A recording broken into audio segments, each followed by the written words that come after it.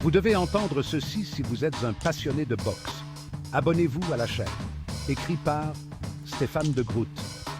Imaginez un ring de boxe, la foule en délire, deux athlètes prêts à en découdre. L'un, tendu comme un arc, frappe avec rage, mais ses coups sont prévisibles, lourds. L'autre, calme, presque serein, esquive avec fluidité, frappe avec précision. Qui remporte le combat? Souvent celui qui sait lâcher prise, s'adapter, ne pas forcer. C'est une leçon que la vie, tel un ring impitoyable, nous enseigne à chaque round.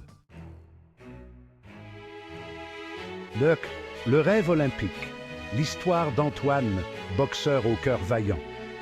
Antoine, jeune boxeur au talent brut, nourrissait un rêve, participer aux Jeux olympiques. Chaque jour, il s'entraînait avec acharnement, son objectif gravé dans son esprit. Son corps, instrument de sa volonté, répondait présent, sculpté par l'effort et la discipline. Les victoires s'accumulaient, le propulsant vers son but ultime. L'ascension d'Antoine semblait irrésistible, alimentée par sa passion et son dévouement sans faille. N'oubliez pas de vous abonner et de partager cette vidéo pour plus d'histoires inspirantes. Le coup dur, la blessure qui a tout changé. Un soir, lors d'un combat crucial, le destin a frappé. Un craquement sec, une douleur fulgurante, et le rêve d'Antoine s'est effondré. Une fracture de la main, verdict sans appel, sa carrière de boxeur était compromise. Le monde d'Antoine s'est écroulé. Comment accepter l'inacceptable? Comment renoncer à ce qui le définissait?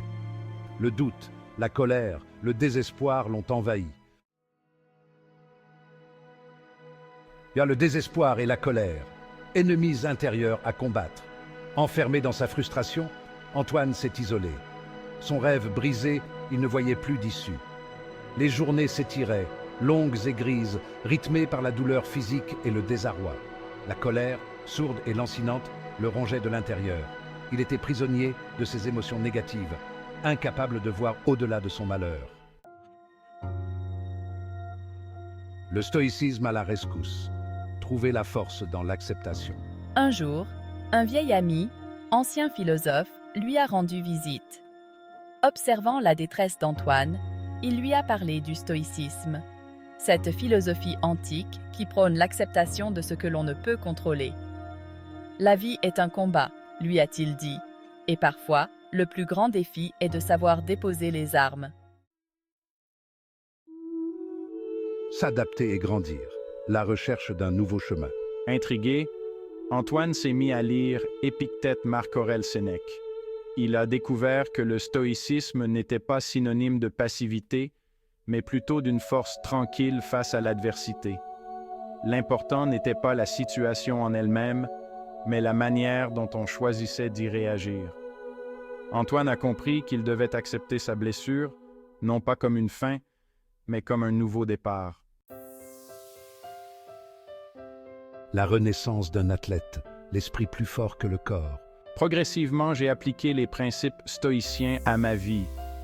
J'ai canalisé ma frustration en énergie positive, me concentrant sur ce que je pouvais contrôler, ma rééducation, mon mental, mes objectifs. J'ai compris que le bonheur ne résidait pas dans la réalisation d'un rêve unique, mais dans la capacité à s'adapter, à évoluer. Ne forcez aucun coup, apprendre à danser avec la vie.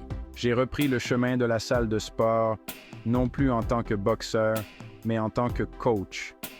Je transmettais désormais ma passion, mon expérience et ma sagesse à de jeunes athlètes.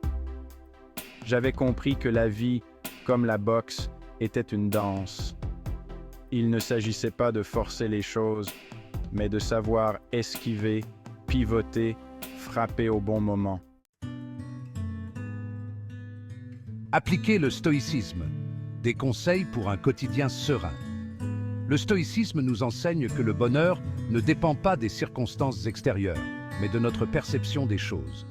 Face aux épreuves, rappelez-vous, acceptez ce que vous ne pouvez changer, concentrez-vous sur ce que vous maîtrisez et avancez avec courage et détermination. L'héritage d'Antoine, inspiré par la résilience. Malgré ma blessure, j'ai trouvé ma voie, une voie peut-être plus riche et inspirante que celle que j'avais initialement imaginée. Je suis la preuve vivante que la force ne réside pas seulement dans les muscles, mais surtout dans la capacité à transformer l'adversité en opportunité, à lâcher prise pour mieux rebondir. N'oubliez jamais, la vie ne frappe jamais aussi fort que lorsqu'elle nous offre une chance de devenir plus fort.